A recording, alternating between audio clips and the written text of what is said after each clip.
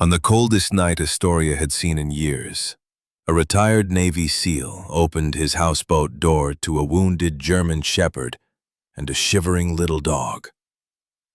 By morning, sheriff trucks surrounded the dock lights, flashing across the frozen river, and the dogs were pointing straight toward a crime no human witness had survived. Freezing rain slid across Astoria, Oregon, in silver sheets rattling the marina roofs and turning every rope along the Columbia River into a stiff white cord.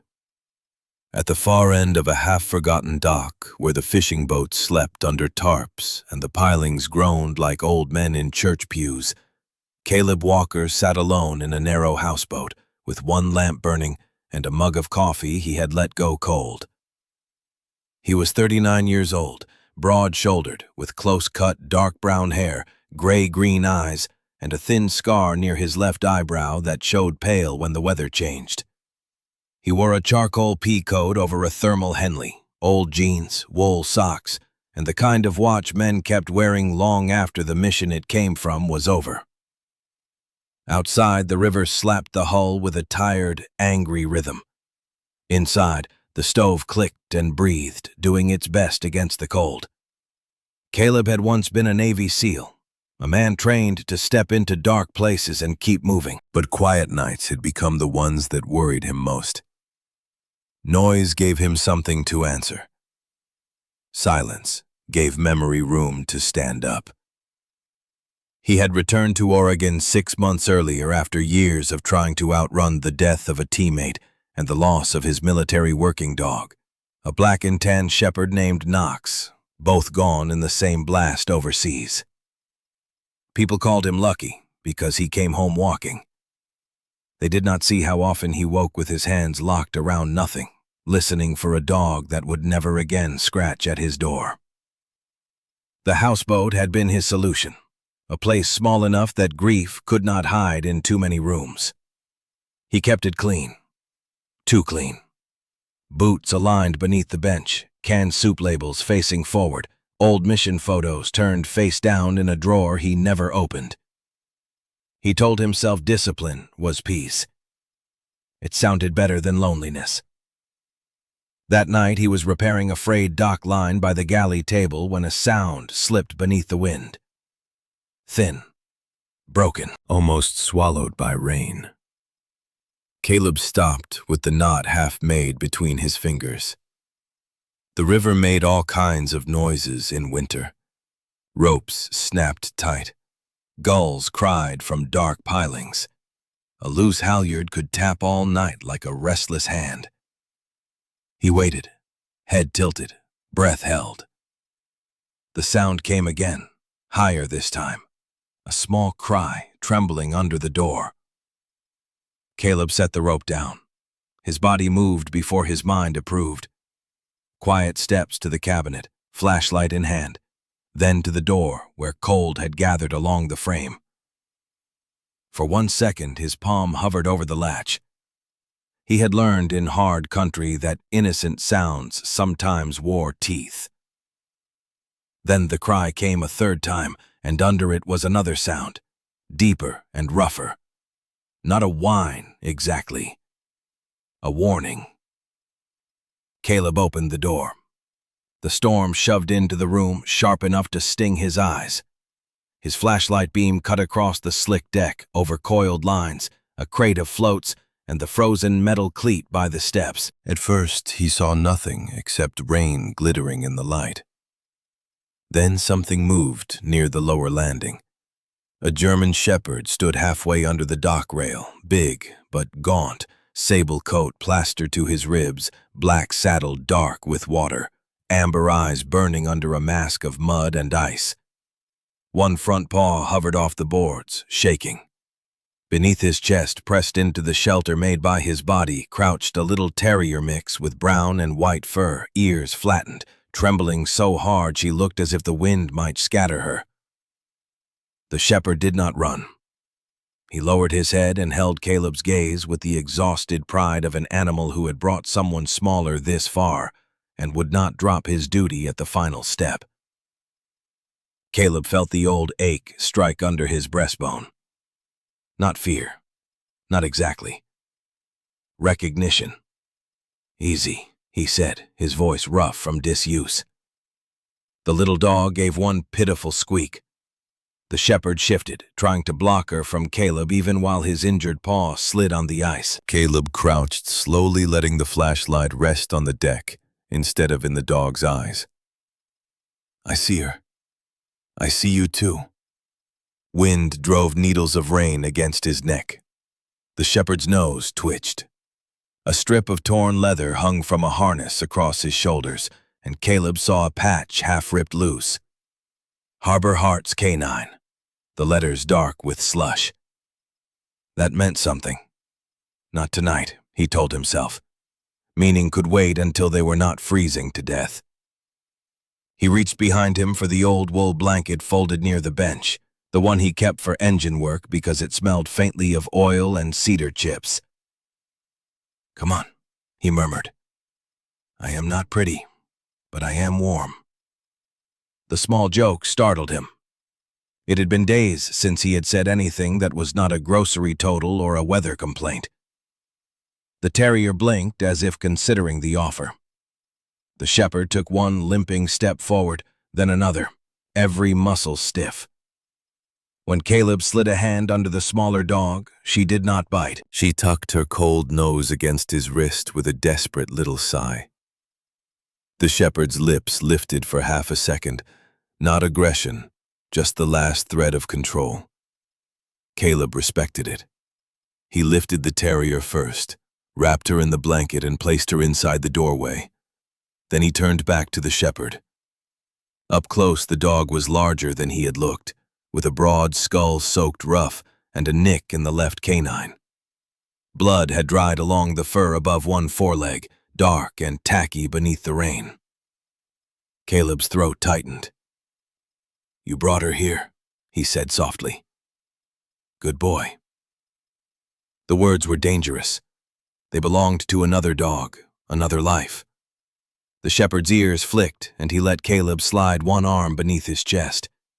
He was heavy, all bone and wet muscle, but he leaned into the lift at the last moment, trusting, because he had no strength left to do otherwise.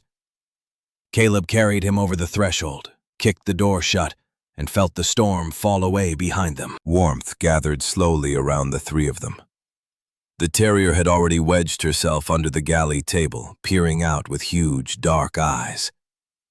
The shepherd stood in the center of the floor, dripping on Caleb's careful boards, scanning every corner like a sentry checking a room. He swayed once. Caleb caught him by the harness before he could fall. No heroics in my kitchen, he said, though his own hands had started to shake. Not from cold. He guided the dog onto a rug near the stove, wrapped towels around him, and found the old first aid kit under the sink. The wound on the paw was shallow but ugly, likely glass or torn metal. The blood on the harness was not all his. Caleb noticed that and went still. He glanced toward the door, toward the black strip of dock beyond the small round window. The storm blurred everything. No footsteps, no voices, only rain and river. The shepherd watched the door too. His amber eyes did not soften, even when Caleb warmed broth on the stove and set bowls down. The terrier crept out first, skittering on the boards, and drank with frantic little gulps. Caleb named her Penny in his mind before he could stop himself, because she was brown, small, and somehow looked like something a person might find and decide was lucky. The shepherd waited until she finished before lowering his muzzle to his own bowl. Military manners, Caleb murmured. Or stubborn pride. The dog's tail thumped once. Not much. Enough. Caleb found an old fleece and made a bed beside the stove.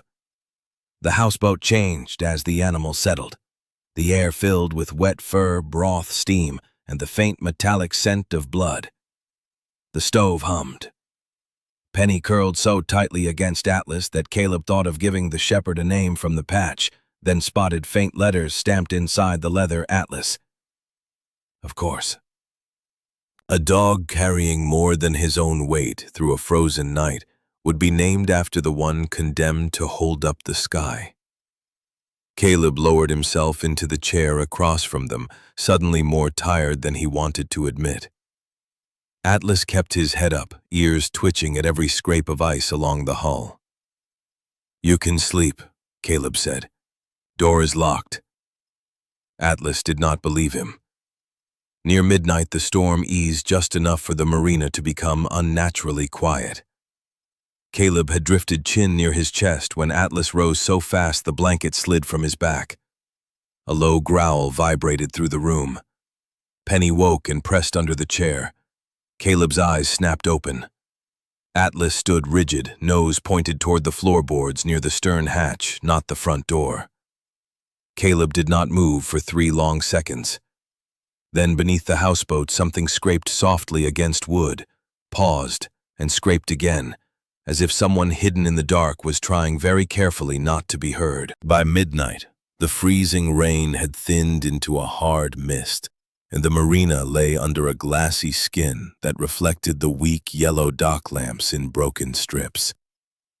Caleb Walker stood barefoot on the cold floor of his houseboat, one hand on the galley counter, watching Atlas stare toward the stern hatch as if the dog could see through wood, water, and darkness. The stove ticked behind them. Penny, the little brown and white terrier, had squeezed herself into the gap between Caleb's boots and the wall, shaking less from cold now than from the shepherd's alarm. Caleb did not like mysteries under his feet. In the teams, he had learned that danger often announced itself by refusing to announce itself. A bird went quiet. A door sat half open. A dog stopped breathing for 1 beat too long. Atlas's growl rolled low again, steady and controlled, not panic. Caleb reached slowly to the drawer beside the sink and took out the heavy flashlight, then the marine flare gun he kept for emergencies. He had no intention of playing soldier on a houseboat in Oregon. Still, old habits did not ask permission before entering the room. "Stay," he whispered, though he had no idea whether Atlas knew the command from him. The shepherd's ears flicked. He did not look away from the floor. Caleb eased toward the stern hatch and crouched. The boards were cold enough to bite his knees through denim. He pressed his ear near the seam. Water lapped below, sucking and slapping against the hull. Somewhere under that faint but real came a scrape, then a soft thud. Penny gave a tiny bark, immediately regretted her courage and backed into a dustpan. It clattered. Caleb flinched. So did Atlas.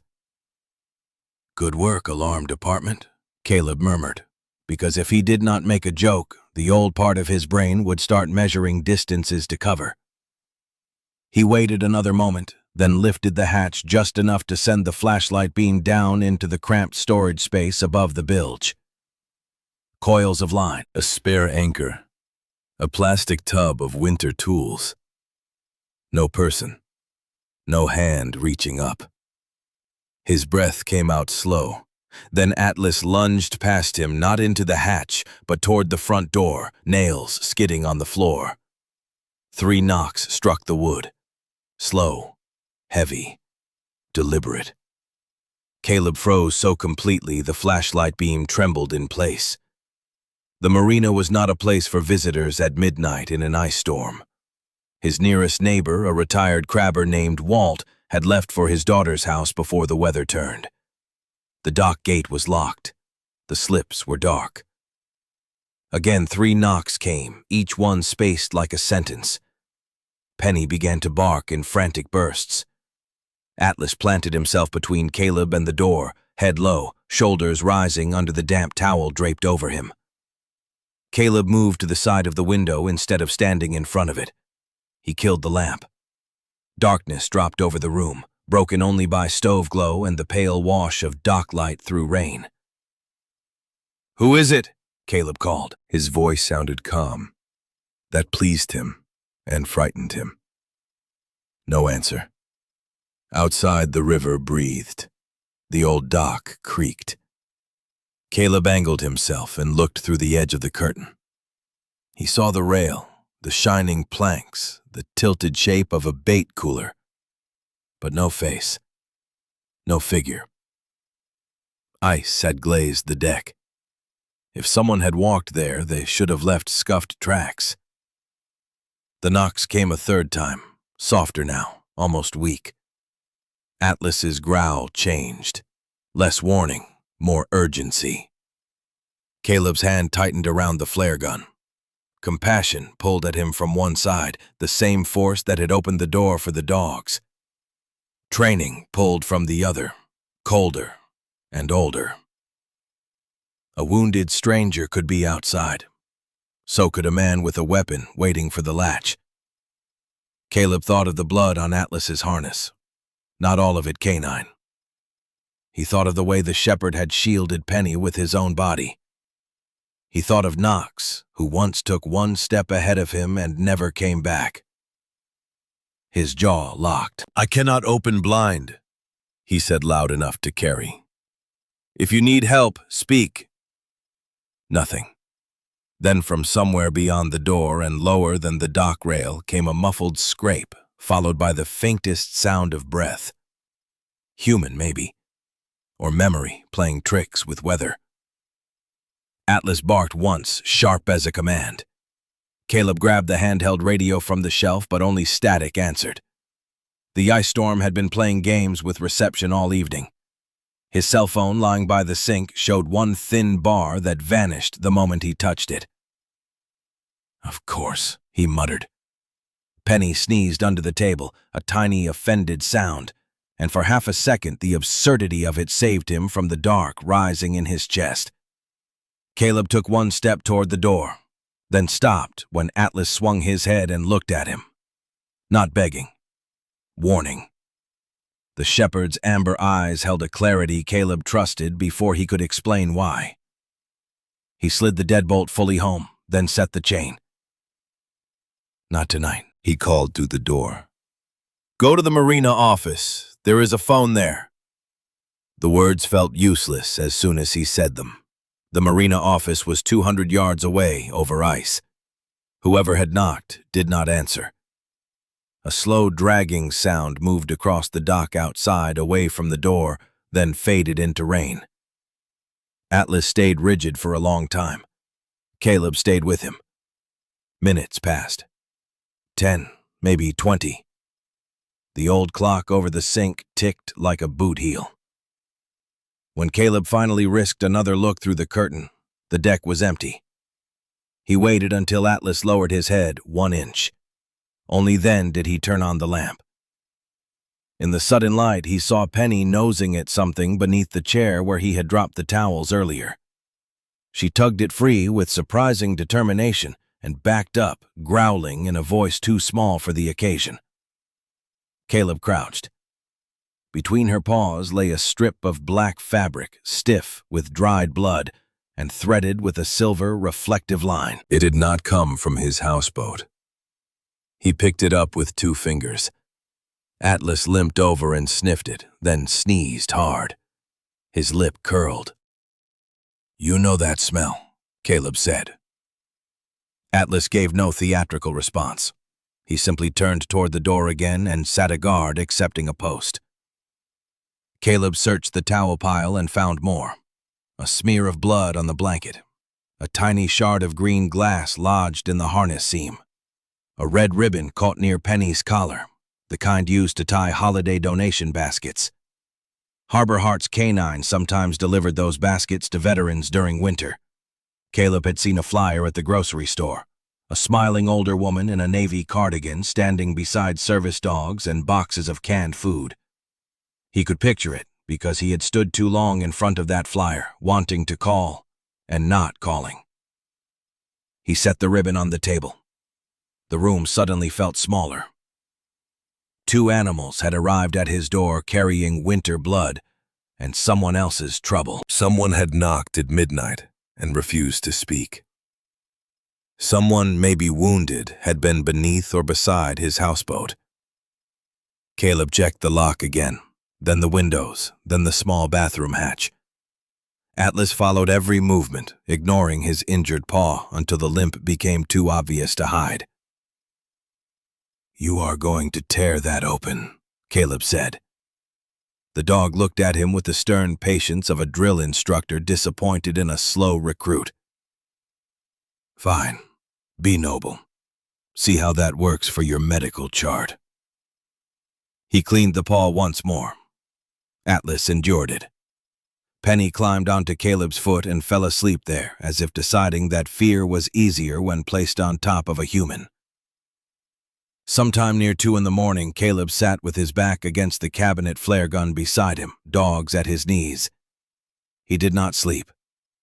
He listened to the river, the ice, the distant groan of dock lines. Near dawn, just as the sky began to pale behind the rain, Atlas stood again.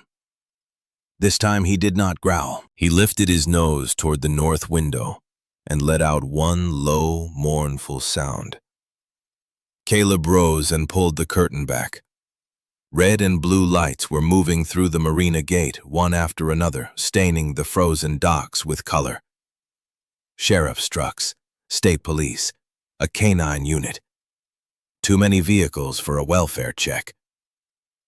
A voice boomed through a loudspeaker distorted by cold and water. "Occupant of the houseboat, remain inside. Keep your hands visible. We need to speak with you immediately." Caleb looked down at Atlas, then at the bloodied strip of fabric on the table, and understood that the night had not ended. It had arrived, with witnesses. Dawn came to the Astoria marina in a colorless, wash-gray sky, pressed low over the Columbia River, and ice clinging to every railing like clear bone. Caleb Walker stood inside his houseboat with both hands lifted where they could be seen through the front window, while red and blue lights flashed across the ceiling and made the stove, the table, and the 2 frightened dogs look as if they belonged to a world underwater. Outside, boots scraped over the frozen dock. Radios crackled. A man's voice repeated through the loudspeaker, firmer now. "Mr. Walker, this is the Clatsop County Sheriff's Office. Open the door slowly and step onto the deck. Keep your hands visible." Caleb did not like hearing his name through a speaker. Names used that way had weight. They meant files had been opened, histories checked, assumptions made. Atlas stood beside him, despite the bandaged paw, shoulders square, amber eyes fixed on the door. Penny was behind Caleb's legs, Trembling, but peeking out with the indignant focus of a church lady watching a bad sermon. "I know," Caleb murmured to her. "Rude morning."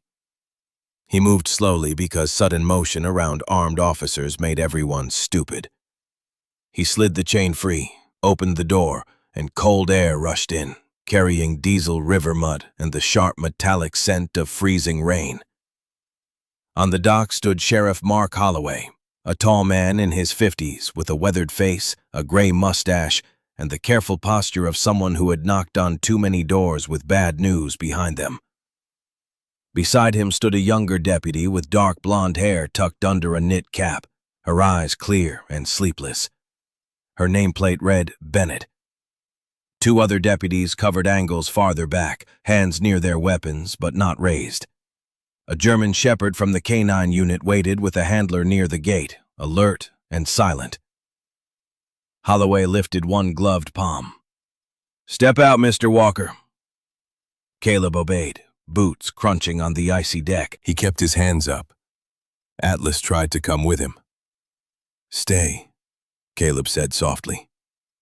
To his surprise, the shepherd stopped at the threshold, quivering with the effort. Holloway noticed. So did Deputy Bennett. Her expression changed when she saw the torn Harbor Hearts patch. "Where did you get that dog?" she asked too quickly.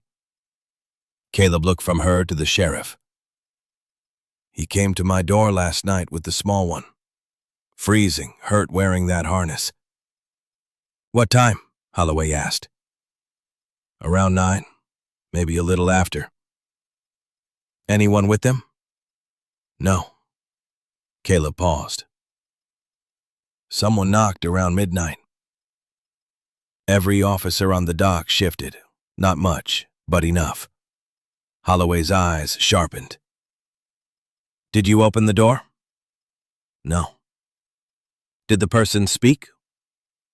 No. Deputy Bennett stepped closer. Her face had gone pale under the cold. 3 knocks. Caleb looked at her. Yes. She swallowed. Slow. Yes. The sheriff glanced at her, a silent exchange that carried private fear. Caleb had seen that look in team rooms before missions, when one piece of information fell into place and made everything worse. Holloway turned back to him. Mr. Walker, a robbery and assault occurred last night at the Harbor Hearts Veterans Clinic in Warrenton. 1 volunteer is in surgery. Money, emergency medication, and a clinic van went missing. A suspect fled toward the river after crashing near the old Cannery Road. Deputy Bennett's gaze flicked to Atlas again. The clinic's search dog disappeared from the scene. Caleb felt the cold settle deeper under his coat. He had expected trouble. He had not expected a veterans clinic, not the quiet place from the grocery flyer, not a dog trained to help people like him. He lowered his hand slowly when Holloway nodded permission. Atlas, he said. Bennett's mouth tightened. That is his name. The shepherd stepped forward as if called by someone he knew, but his eyes stayed on Caleb. That small betrayal, if it was one, seemed to pain Bennett more than she wanted to show. He belongs to Harbor Hearts, Caleb asked.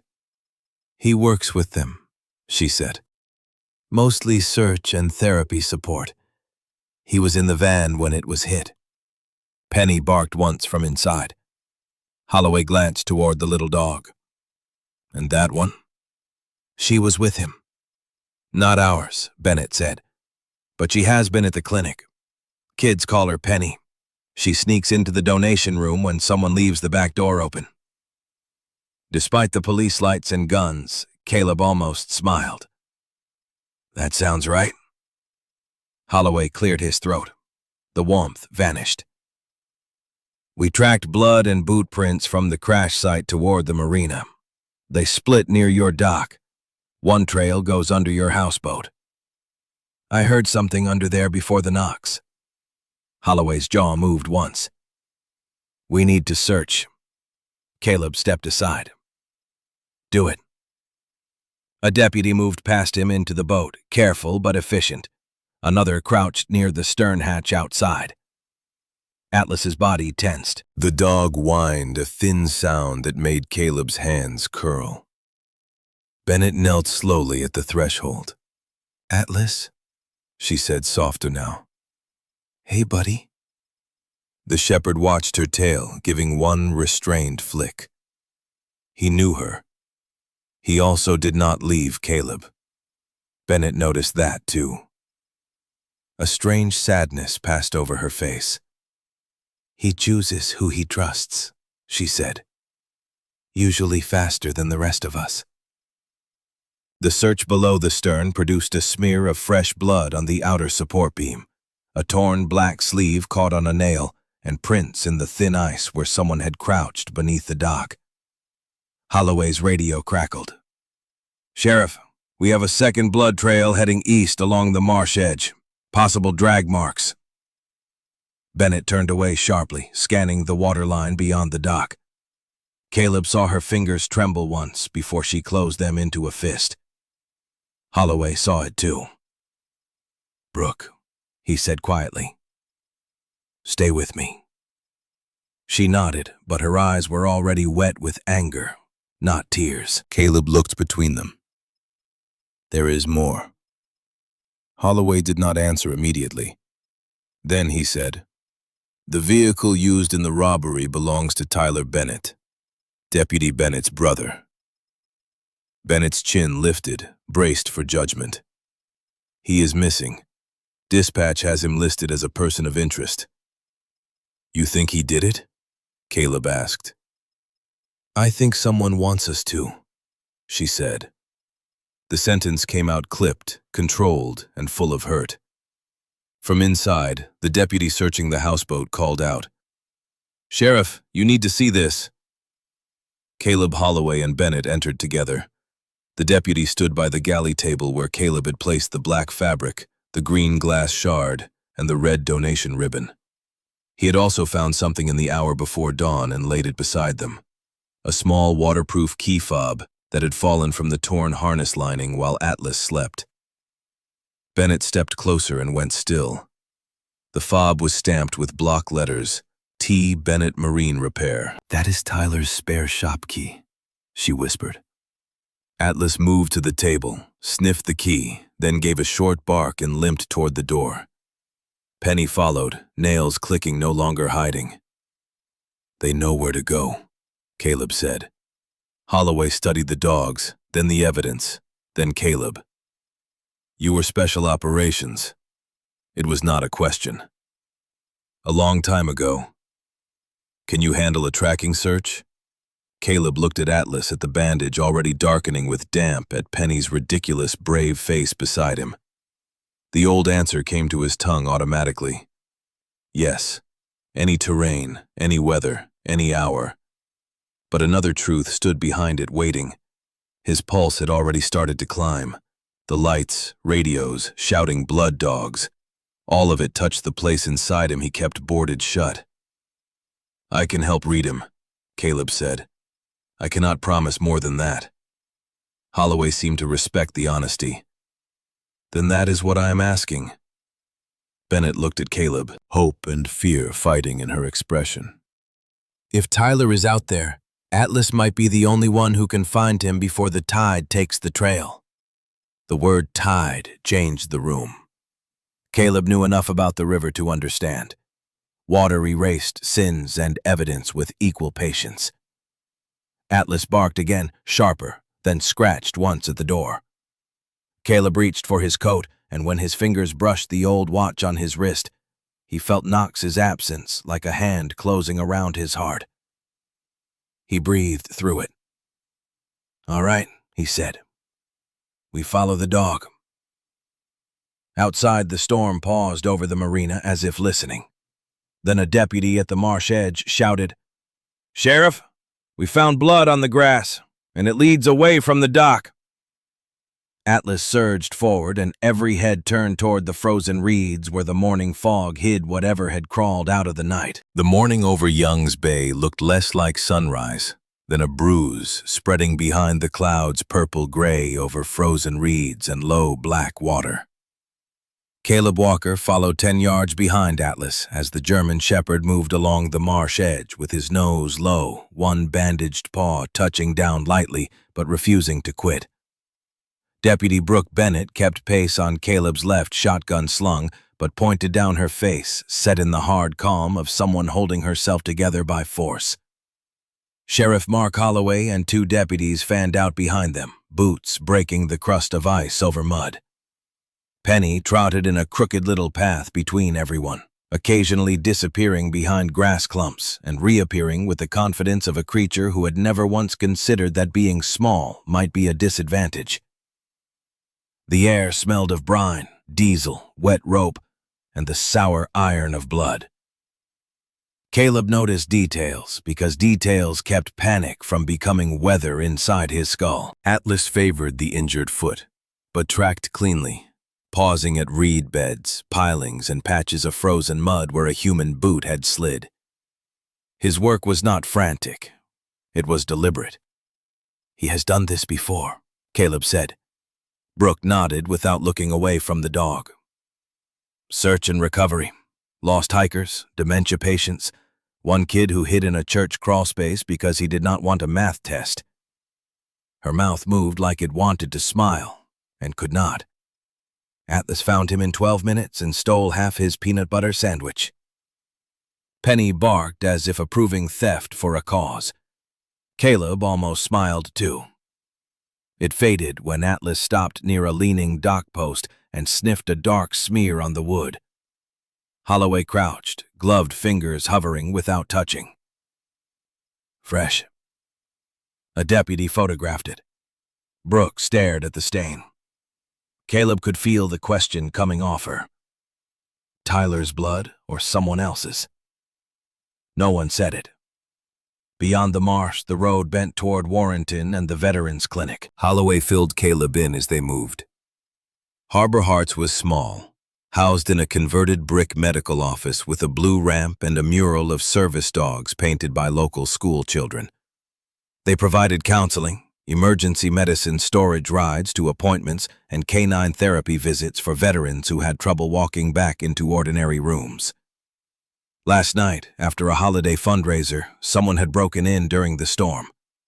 Nora Whitaker, the program manager, had been knocked unconscious. A volunteer named Samuel Price had tried to stop the thief and was badly beaten. The donation safe was emptied. A locked cabinet of emergency medications was forced open. The clinic van used to transport dogs and patients was stolen, and later found crashed near Old Cannery Road. Camera footage showed a truck registered to Tyler Bennett nearby. But not Tyler's face, Brooke said, quick as a blade. Holloway looked at her. No clear face. Say it right. The sheriff exhaled through his nose. No clear face. Caleb watched her shoulders drop a fraction, not relaxed, just grateful for precision. He knew that kind of need. In crisis, words were boards across deep water. Step on the wrong one, and everything went under. Atlas pulled ahead, then veered toward a collapsed bait shed half hidden by blackberry vines. The door hung loose. Caleb raised a hand without thinking, and the line slowed behind him. Holloway noticed the gesture, but did not challenge it. Caleb pointed at the ground. 2 sets, 1 heavy boot, 1 lighter dragging on the right side. Brooke crouched. Tyler has an old right knee injury from motocross. Her voice cracked on the last word. Penny slipped under the shed door before anyone could stop her. Penny, Brooke hissed. The little dog answered with a muffled sneeze and a triumphant scratch. Atlas whined, then pawed at a warped board near the threshold. Caleb knelt and pried it up with his gloved fingers. Underneath lay a waterproof key fob, caked in mud and dried blood. Brooke made a sound so small Caleb almost missed it. The key fob was yellow stamped with the logo of Bennett Marine Repair. Tyler keeps spares everywhere, she said. He says losing keys is his spiritual gift. The attempt at humor broke apart before it landed. Holloway bagged the key. Could have fallen. Could have been planted. It was planted, Brooke said. We do not know that. I know my brother. Holloway's expression hardened, not unkindly. And I know cases get ruined when love starts testifying before evidence does. Brooke looked away. Caleb respected Holloway for saying it, and hated him a little on her behalf. Atlas had not finished. He pushed past the shed nose, working toward a patch of mud near a rusted fuel drum. There he pawed gentle at first, then harder. Caleb moved beside him and cleared away a layer of frozen grass. Beneath it was a black plastic tool case. The latch was broken. Inside sat a small flash drive, sealed in a bag, several bills stained red at the edges, and a torn invoice made out to Tyler Bennett for security repairs at Harbor Hearts. Brooke stared at the invoice. Her face went white. That is not his signature. Holloway held up a hand before she could reach for it. Photograph first. Caleb leaned closer. The signature looked practiced but stiff, the way forged names often did when someone cared too much about shape and not enough about speed. He knew because he had once watched an interpreter copy checkpoint documents in a safe house while mortars walked closer by the minute. The memory flashed hot and vanished. His hands began to tremble. He closed them around his knees and breathed in through his nose. Mud, salt, dog fur. Oregon. Not there. Not then. Atlas turned and pressed his muzzle against Caleb's forearm. Firm. Present. Caleb swallowed. "Thanks," he whispered. Brooke saw. She did not comment. That kindness counted. Holloway's radio chirped. "Clinic manager is awake. She says the suspect wore a port security jacket. Could not see his face. Heard him arguing with a man named Mason." Brooke's head snapped up. Mason Rusk. Holloway's mouth flattened. "Former port security. Fired 2 months ago," she said. "Tyler caught him siphoning fuel from a repair account. Mason threatened him in the parking lot. I wrote the report." Caleb looked toward the river. Would Mason know these marsh routes? "Better than most deputies," Holloway said. The wind moved through the reeds with a dry whisper. Atlas sniffed the flash drive bag from a distance, then sneezed hard and turned east. He gave one sharp bark. Penny responded by dragging something red from under the fuel drum. It was a ribbon, the kind tied around donation baskets, now torn and muddy. On it, written in black marker, were the words, "For Veterans Winter Fund." Caleb felt something cold that had nothing to do with weather. Not just money. Someone had robbed people already carrying enough weight. Brooke took one step after Atlas. Holloway caught her sleeve. "Slow. The tide is coming. And Mason may be armed." She yanked her arm free, then stopped herself, shame passing over her face. "Sorry." Holloway nodded once. Forgiven but not forgotten. Caleb looked at Atlas, who stood pointing toward a line of abandoned warehouses and cannery buildings beyond the marsh. "If Tyler is alive," Caleb said, "Mason needs him quiet. If Tyler is dead, he does not need to drag him." Brooke flinched, but Caleb held her gaze. "The lighter track means someone was moved, not carried clean, moved in a hurry. That gives us a chance." It was not comfort. It was something sturdier. Atlas barked again, impatient now. Penny stood beside him with the red ribbon in her mouth, looking absurdly official. Holloway spoke into his radio, ordering units toward the warehouse road, then turned to Caleb. "You still with us?" Caleb looked at the fog thickening over the marsh, at the old buildings beyond it, at a dog who had chosen his door and then chosen the trail. He thought of the midnight knocks of not opening, of a wounded man possibly dragged away before help came. Guilt tried to rise. He put a boot on it. "I am with the dog," he said. They moved east. Behind them, the marina lights disappeared in the fog.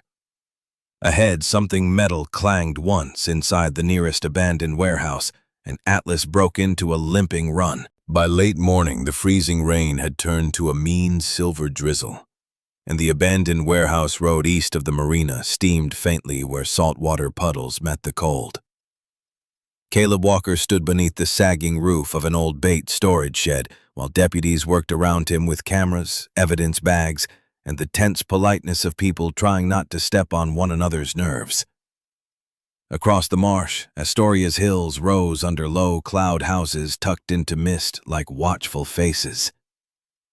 Atlas sat at Caleb's side, refusing to lie down even though his injured paw trembled every few minutes. Penny had found a dry milk crate and claimed it as a throne, the red donation ribbon still near her front paws. Deputy Brooke Bennett stood near Sheriff Holloway as the flash drive from the tool case was connected to a rugged laptop on the hood of a patrol truck. She had wrapped both hands around a paper cup of coffee, but the cup shook whenever she looked toward the evidence bag marked with her brother's name. Caleb recognized the effort it took her not to snatch the whole investigation out of everyone's hands and run with it. Love made a person brave. It also made a person reckless. Holloway seemed to know that and kept placing himself half a step between her and the laptop, a human guardrail. "Video is damaged," the tech deputy said. Water got to the casing, but some files are readable. The screen flickered. A grainy camera angle appeared, showing the Harbor Hearts parking lot under last night's storm. Headlights smeared across the image. A pickup truck rolled into view. Tyler Bennett's truck, according to the plates. Brooke stopped breathing. The driver's door opened, but the figure who got out kept his head down under a hood. He moved with a heavy left-sided limp. Brooke leaned in. Tyler favors his right knee. That man is dragging his left. Holloway said nothing, but Caleb saw his eyes narrow. The figure opened the clinic side door with a key card, then turned just enough for the camera to catch a port security patch on his jacket sleeve. Caleb felt Atlas stiffen beside him. The dog gave a low growl. On screen, the clinic door jerked open wider from inside. A woman in a navy cardigan appeared, small but furious, swinging what looked like a metal water bottle. That is Nora, Brooke whispered. The figure shoved her. Caleb's jaw tightened. Then the image blurred as another man ran in from the parking lot. The tech deputy froze the frame. The second man had no hood. His face was turned away, but the body shape, the right knee brace visible under torn work pants, and the way he moved made Brooke whisper, "Tyler." He tackled the intruder. The screen dissolved into static. No one spoke for several seconds. Even Penny seemed to understand that barking would be rude. So Tyler interrupted him, Caleb said, or followed him. Brooke's eyes shone, but she did not let tears fall. He was trying to stop it. Holloway nodded once to the tech. Send that to county and state. Now. Another vehicle arrived through the drizzle, tires hissing over gravel. A woman in her late 60s stepped out before the deputy opening the door could help her. She wore a raincoat over a navy cardigan, one side of her forehead bandaged, silver hair pinned imperfectly, as if she had done it while arguing with a nurse. Her name was Nora Whitaker, and she crossed the muddy road with the determined limp of someone who had been told to stay in bed and taken that as a suggestion from a lesser authority. Atlas saw her and whined. For the first time since Caleb opened his door, the shepherd broke from his side.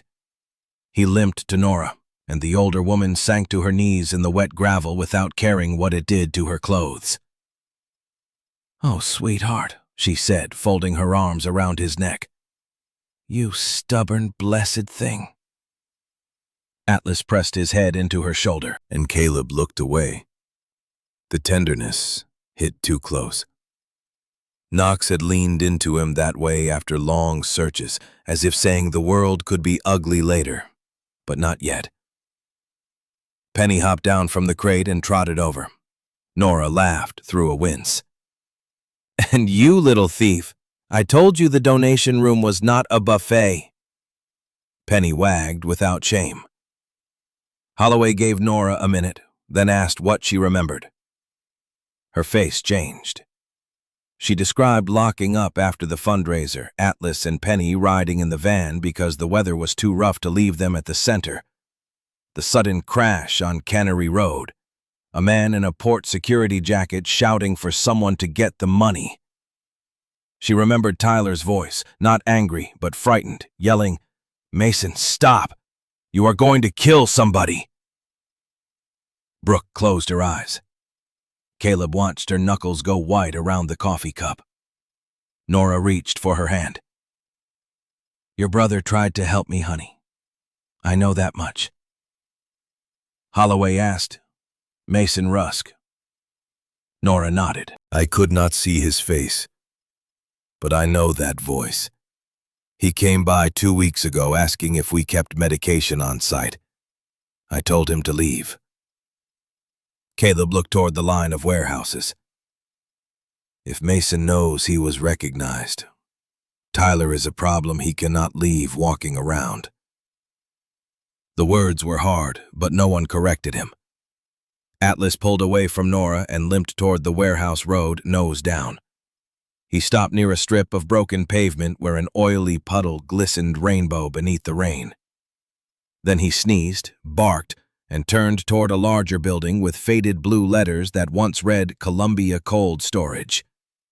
The doors were chained, but one chain hung cut, hidden behind a sheet of rusted tin. Holloway raised a fist. Everyone slowed. Caleb felt the air change. It always did near places where violence had recently passed. A waiting quality. A held breath. Brooke checked her weapon with one clean motion. Caleb did not carry one. He was glad and not glad. Atlas went to the cut chain and sniffed it, then nudged the door. From inside came the smell of old fish mildew and something fresher. Blood. Penny backed away and bumped into Caleb's boot. He bent and scooped her up without thinking. She tucked herself under his coat, warm and shaking. Holloway signaled 2 deputies to cover the side exit. "Mr. Walker, stay behind us." Caleb almost said he knew how doors worked. Instead, he nodded. The sheriff eased the door open. Darkness waited inside, thick and cold. Their flashlight beams crossed over stacked pallets, torn insulation, and white frost that had formed on the concrete despite the power being long dead. Atlas slipped in before anyone could stop him.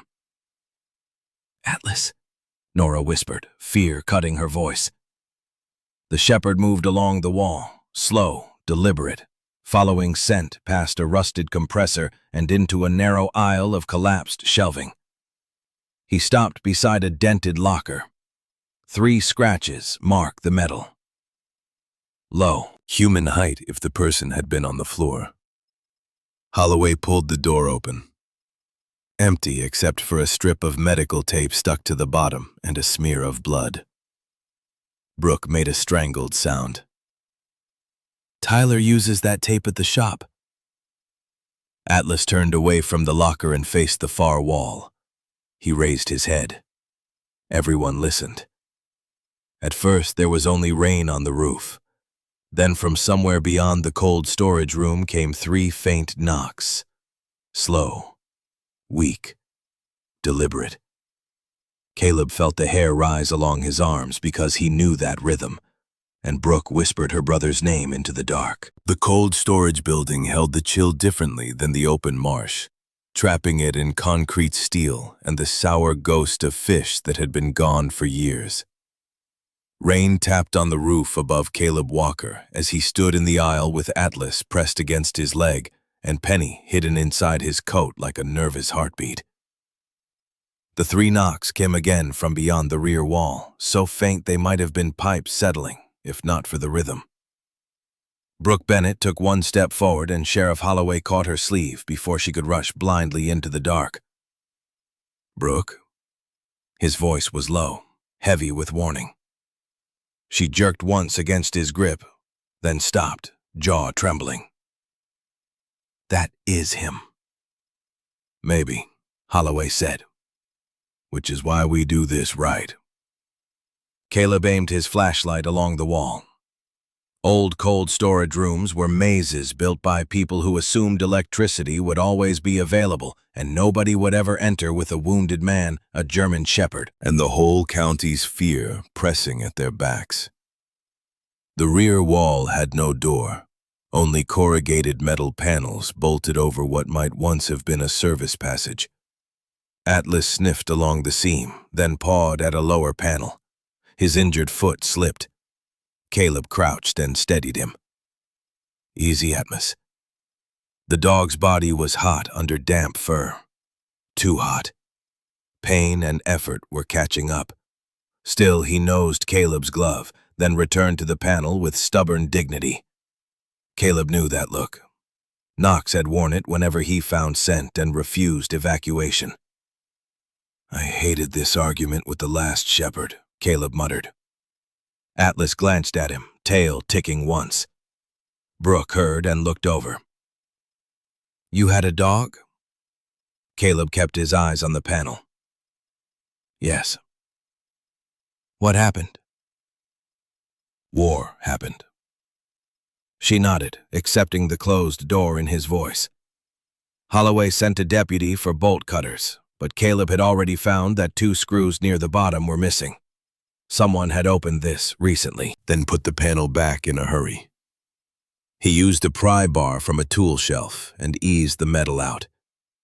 Cold air breathed through the gap, carrying the smell of mud, old grease, and blood. Beyond was a crawl passage, barely tall enough for a person on hands and knees. Brooke dropped to crouch. "Tyler?" She listened. A muffled sound answered, not words. Holloway swore softly. "Could be him. Could be bait." Caleb nodded. "Both can be true." He angled the flashlight into the passage. The beam caught drag marks in dust, a scrap of blue cloth, and droplets dark against concrete. There was also fishing line strung low across the opening, nearly invisible. Caleb's stomach tightened. "Do not move." Everyone froze. He pointed. Holloway leaned in and saw it. The line ran from the panel edge to a stack of rusted cans, then upward through an old pulley. Not an explosive, not likely, but enough to drop a shelf or make noise, maybe slow pursuit. "Mason knows basic traps," Caleb said. "Or he is scared enough to improvise." Holloway called for the bomb tech from state police, but the nearest unit was 20 minutes out through ice. The knocking came again, weaker. Brooke whispered, "He may not have 20 minutes. Caleb felt the room tilt slightly, not from dizziness, but from memory. Another passage, another wounded man, another dog waiting for a command. His pulse kicked hard. The metal walls of the cold room seemed to draw closer. Atlas leaned into him, heavy and real. Caleb closed one hand in the shepherd's wet ruff and counted what was true. Oregon. Rain. Atlas breathing. Penny's nose cold against his wrist. Brooke beside him, not a radio voice from years ago. He breathed once, twice. "I can clear the line," he said. Holloway studied him. "Are you sure?" Caleb almost lied cleanly. Instead, he said, "No, but I can do it." The sheriff's respect showed in the tiny pause before he nodded. Caleb lay on his side and slid one arm into the gap, working slowly with a multi-tool from his pocket. The fishing line was slick and tight. One wrong tug would spring whatever waited beyond. Penny chose that moment to wriggle her head out of his coat and lick his chin. He froze, then huffed a laugh he did not expect. Terrible timing. Brooke let out something between a sob and a laugh behind him. The sound steadied the room more than any speech could have. Caleb cut the line near the anchor point and held both ends until Holloway clipped them. Nothing fell. No trap sprang. The passage remained dark and patient. Atlas, apparently satisfied that humans had taken long enough, pushed his nose into the opening. Caleb blocked him. "You are not crawling on that paw." Atlas stared at him. "Do not give me that face." The dog gave him that face, harder. Holloway sent a small camera probe into the passage. The image on the handheld screen bobbed through dust and around a bend, then showed a larger service corridor beyond. On the floor lay a bloodied work glove. Brooke covered her mouth. "Tyler's." At the far end of the corridor, scratched into the grime on the wall, were 2 words. Cannery 4. Holloway's radio crackled as he requested units to the old cannery complex. Caleb watched Brooke absorb the message. Cannery 4 was a sprawling, abandoned fish-packing plant half a mile across the marsh, closer to the water, with 3 floors, flooded basements, and too many entrances. A good place to hide. A bad place to search. "He left us a direction," she said. Holloway nodded. "And Mason left a delay." Nora Whitaker, who had been waiting near the entrance with the deputies, stepped forward despite orders to rest. Her face was pale, but her voice held. Mason came to the clinic asking about our delivery route to Cannery Road. Said he was checking security gaps. I thought he was trying to be useful. She looked at Atlas. He must have followed the van after we left. Brooke asked, "Why take the medication?" Nora's mouth tightened. Some of it has street value. Some of it could keep an injured man moving. That landed hard. Mason might be bleeding, armed, and medicated enough to stay dangerous.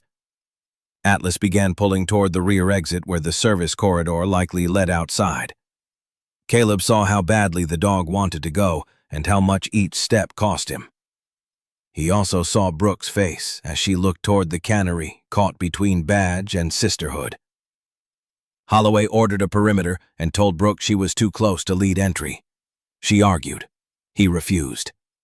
Their words sharpened until Caleb stepped between them, not physically, just with voice. Use her where she helps. Keep her where she can think. If you bench her completely, she will find a way around you. Brooke glared at him. I am standing right here. Yes, Caleb said. That is why I said it loud. For one brief, absurd second, Penny wagged from inside his coat as if diplomacy had been achieved. Holloway rubbed his face. Fine. Then it stays on approach with Walker and the dog.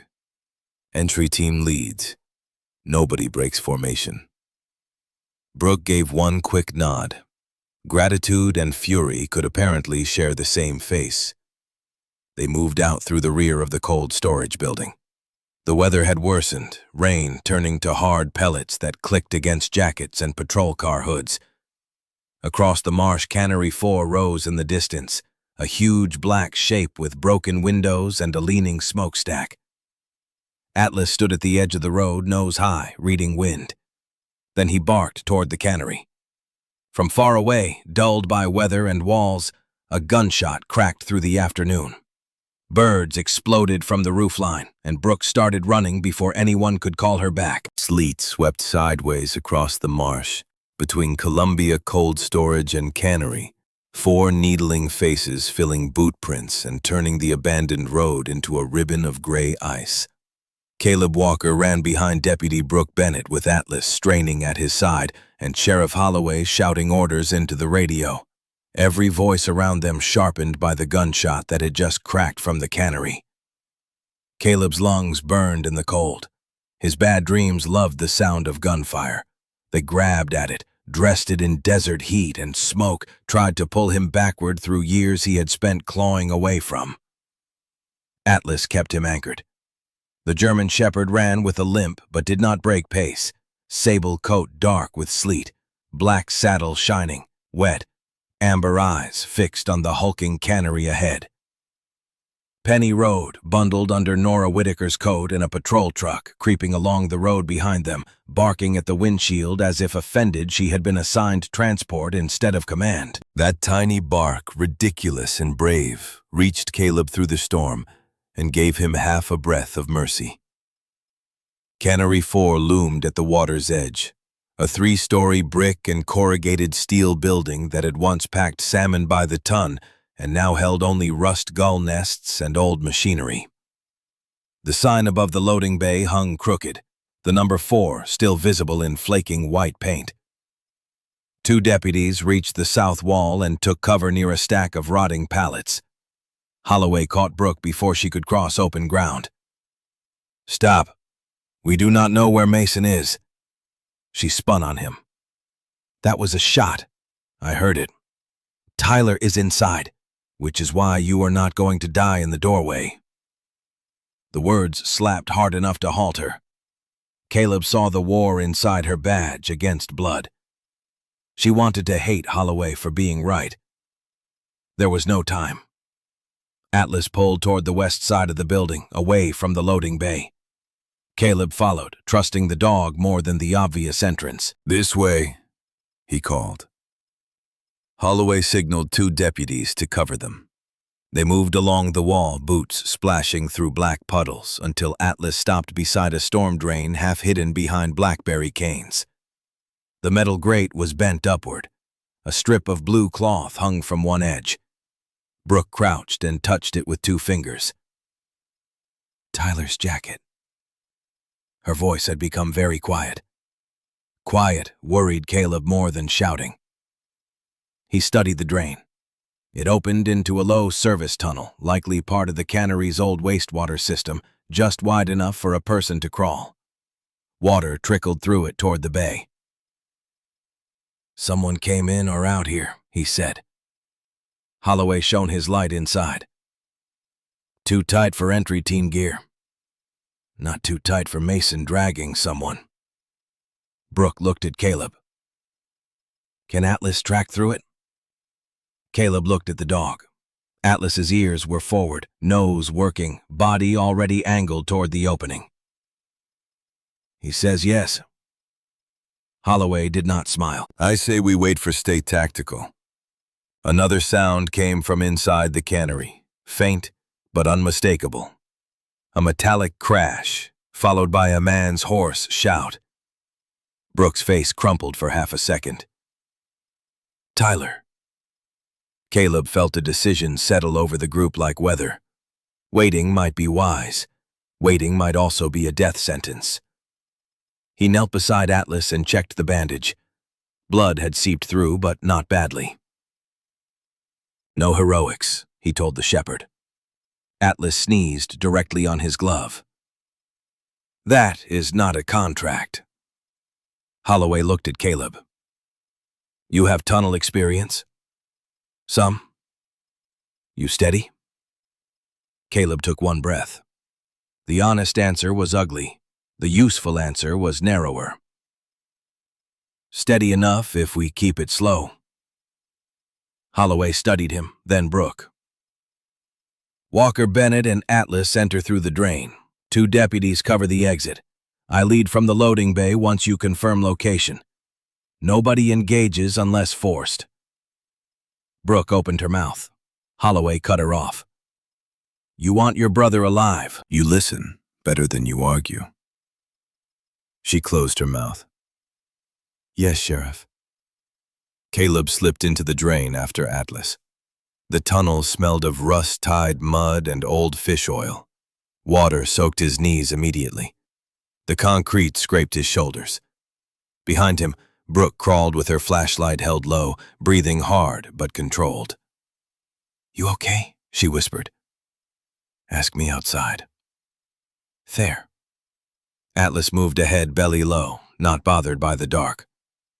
Caleb focused on the shepherd's tail on the water, on the feel of concrete under his palms. His mind tried to offer other tunnels. He refused them one by one. Oregon. Sleet. Brooke behind him. Atlas ahead. Penny probably insulting everyone from a warm coat. They reached a junction where the tunnel rose into a maintenance corridor beneath the cannery. Atlas paused, sniffed left, then right, then nudged an old wooden door with his nose. It opened into a basement room lined with pipes and broken gauges. On the dusty floor, Someone had written with a greasy finger, "Control room." Brooke made a small sound. That is Tyler's handwriting. Above them, floorboards creaked. Caleb raised a fist. They listened. A man's voice drifted down, harsh and ragged. "You should have stayed down, Tyler." Another voice answered weaker. "You should have stayed fired." Brooke closed her eyes, relief and terror passing through her like lightning. Tyler was alive. Mason was with him. Caleb leaned close to her ear. "Alive means choices. Stay with me." She nodded, though tears had started to slide down her cheeks and freeze near her jaw. Atlas moved toward a stairwell at the far side of the basement. The steps climbed to a narrow landing below the control room where old windows overlooked the packing floor. Caleb could see movement through dirty glass shadows and the sweep of a flashlight. He keyed the radio Holloway had given him and whispered their location. Static answered. Then the sheriff's voice. Broken, but clear enough. Hold. Entry moving to north side. Holding was the hardest order. Above them, Mason shouted again. Something heavy struck the floor. Tyler groaned. Brooke's hand went to the door handle. Caleb caught her wrist. She looked ready to tear through him. He shook his head once. Atlas suddenly stiffened. His nose lifted toward the door frame where a thin wire ran from the handle to a red marine flare taped above the jamb, its striker rigged badly but well enough to ignite if the door opened fast. Caleb pointed. Brooke's fury drained into horror. "He booby-trapped my brother." Caleb reached for his multi-tool. His fingers trembled, then steadied when Atlas pressed his shoulder against his knee. The work took less than a minute and a lifetime. He clipped the wire, eased the flare free, and set it silently on the floor. Then he looked through the dirty glass again. Tyler Bennett sat tied to a pipe in the control room, face bruised, right shoulder soaked dark. Mason Rusk stood over him in a port security jacket, one hand wrapped in bloody cloth, the other holding a handgun. Brooke saw too. The sheriff's voice whispered through the radio. 10 seconds. Atlas gave a low growl. Mason turned toward the sound and his eyes met Caleb's through the filthy window. Evening fell early over Cannery 4. Though inside the old building it felt as if daylight had never been invited in. Caleb Walker stood frozen behind the dirty control room window with Atlas pressed against his leg, Deputy Brooke Bennett beside him, and Mason Rusk staring straight back through the glass with a handgun in his blood-smeared fist. For 1 second, nobody moved. Sleet rattled against the broken upper windows. Somewhere below, the old cannery machinery clicked and settled a dead giant, dreaming of work. Tyler Bennett sat tied to a pipe in the center of the room, face bruised, one eye swollen, but alive. His gaze found Brooke and widened with a desperate message Caleb understood before words could form. Trap. Mason moved first. He grabbed Tyler by the collar and hauled him half upright, gun jerking toward the window. Brooke whispered, "No," so softly it seemed meant for God more than anyone in the room. Caleb shoved her down as Mason fired. The shot shattered the glass above them, spraying dirty fragments across the landing. Atlas barked once, furious and controlled. Caleb's body wanted to become old training fast, violence, no hesitation. He forced himself to stay low. Holloway's voice cracked over the radio. "Shots fired. Hold position." Holding position while a gunman stood 10 feet away felt like being asked to politely ignore a house fire. Brooke had her weapon drawn but angled low, unable to shoot without risking Tyler. Caleb saw the whole geometry. Mason, behind Tyler, piped to the left door between them. Flare trap, disarmed, entry team somewhere north. Too many walls. "Mason!" Holloway shouted from the packing floor below, voice echoing through the cannery. "Sheriff's office, put the weapon down." Mason laughed, a thin, broken sound. "You all took your time." Tyler coughed. "He is bleeding bad, Brooke." "Quiet," Mason snapped, pressing the gun near Tyler's shoulder. Brooke's face changed at the sound of her brother's voice. Not relief. Not yet. It was the look of a woman handed something precious while standing over a cliff. Caleb touched her sleeve. "Breathe." She shot him a glare. "I am breathing." "Then do it quieter." For half a second, outrage flashed through her fear, and that helped. Anger could hold a person upright when grief wanted the knees. Caleb shifted toward the control room door. Atlas moved with him, silent now, reading every muscle. Penny's distant barking floated from outside, where Nora had surely lost the battle to keep her fully contained.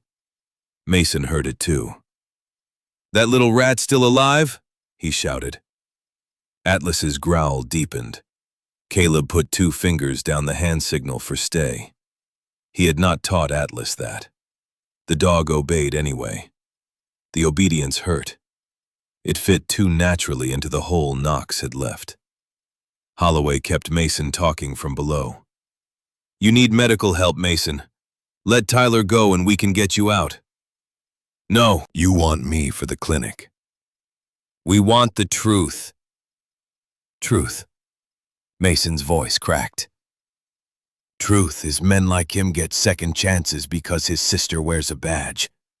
Men like me get a firing letter and a payment due notice." Brooke rose just enough to speak through the broken window. "You were fired because you stole from dock workers. I borrowed fuel. You sold it." Mason's eyes flashed. "You do not know anything." "I know you used Tyler's truck." Mason dragged Tyler backward toward a side door Caleb had not noticed, partly hidden behind hanging plastic strips yellowed with age. "He left the keys where he always leaves them. Dumb habit." Tyler managed a bruised smile. "I told you losing keys was my spiritual gift." Brooke made a sound that was almost a laugh and almost a sob. Mason struck him with the back of his hand. Caleb moved before thought, not forward through the fatal line, but sideways, grabbing a rusted hook pole from the landing wall and jamming it through the broken window frame toward the plastic strips. Mason flinched, gun swinging. At the same moment, Holloway's team slammed the north door downstairs, creating noise and light. Mason cursed and fired toward the floor. Deputies did not shoot. Good discipline, Caleb thought distantly. Very good. Atlas broke stay. He did not charge Mason. He darted low through the control room doorway Caleb had cracked open, seized the loose end of the rope binding Tyler's ankles, and pulled. Tyler toppled sideways out of Mason's grip, hitting the floor hard but rolling behind an old metal desk.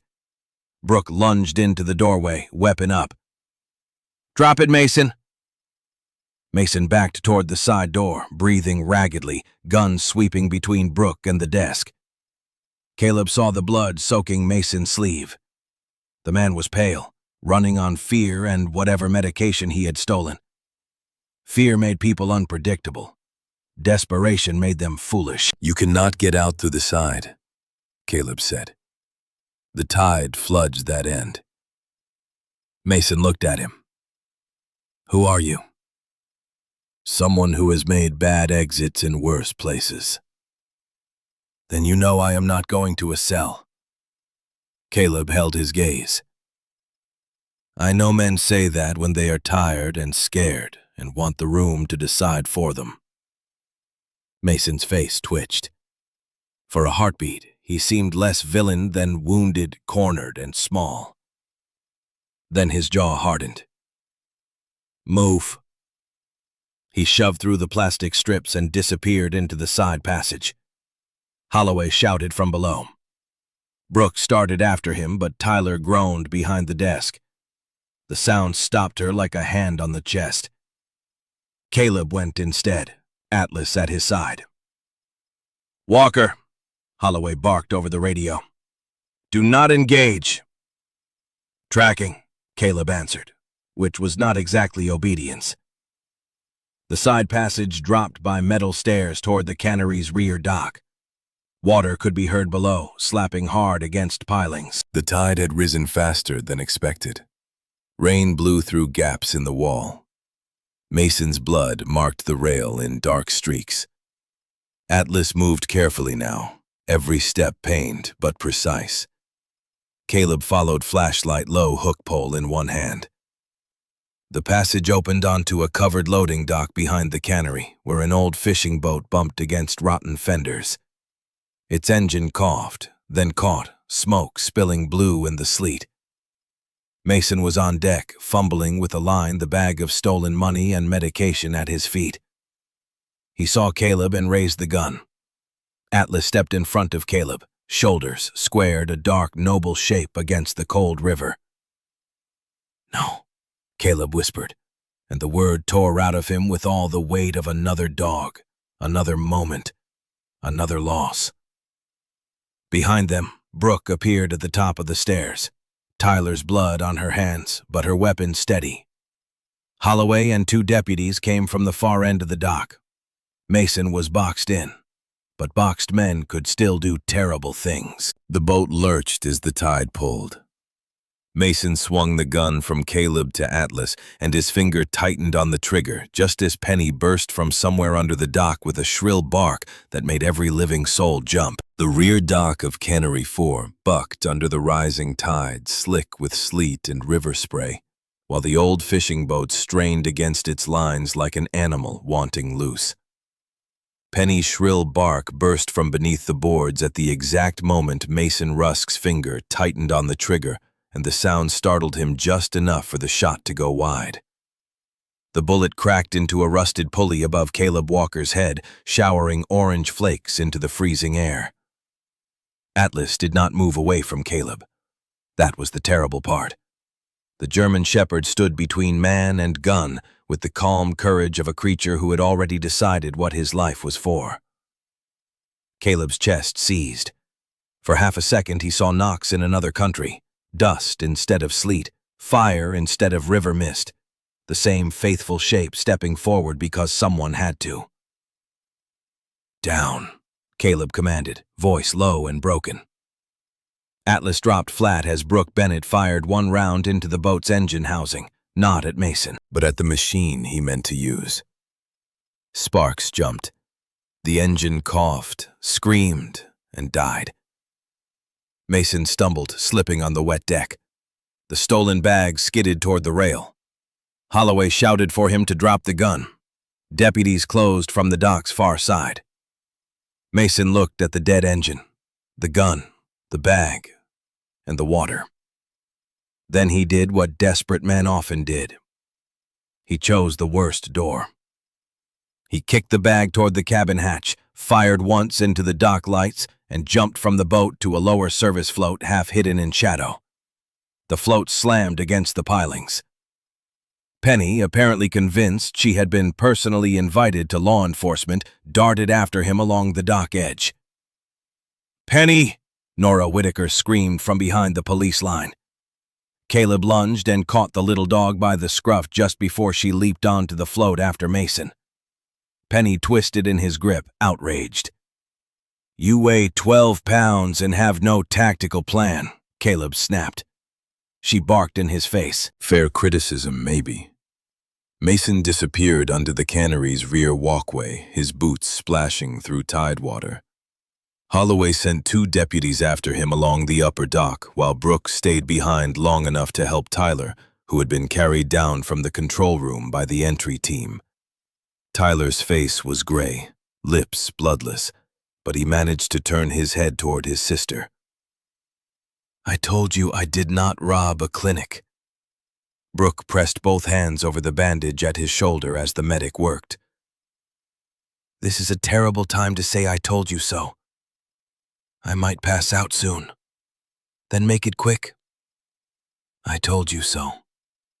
She laughed through tears, one sharp sound that broke Caleb's heart a little, because it was what relief looked like before it trusted itself. Atlas limped to Tyler and sniffed his hand. Tyler tried to smile. "Hey, buddy. Sorry about the van."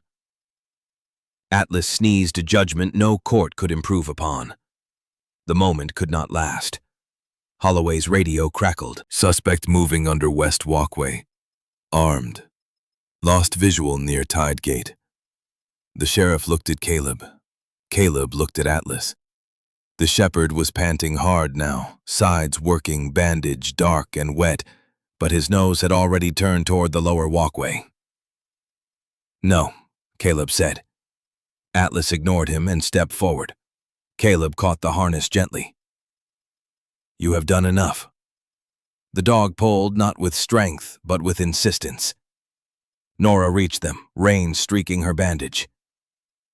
"Atlas has always been like that," she said softly. "He cannot leave a trail unfinished if someone is in danger." Caleb wanted to say that dogs did not get to decide such things. Men did not either. Yet here they all were, shaped by the duties that had survived their wombs. Holloway's expression was grim. "Walker, we can wait for the perimeter to tighten." Caleb listened to the tide slapping below. The west tide gate fed into a channel under the old boardwalk. At high water, A man could crawl through and come out near the boatyard. At higher water, a man could drown halfway. Mason was bleeding and armed. If he reached the boatyard, there were fuel tanks, storage sheds, maybe workers who had ignored the storm. "If we wait, we lose him. Or we recover him," Caleb said. "Neither helps if he takes another hostage." Brooke stood, leaving Tyler to the medic. Holloway started to object. She met his eyes. "I can walk. I can listen. I can identify Mason's roots. I am coming."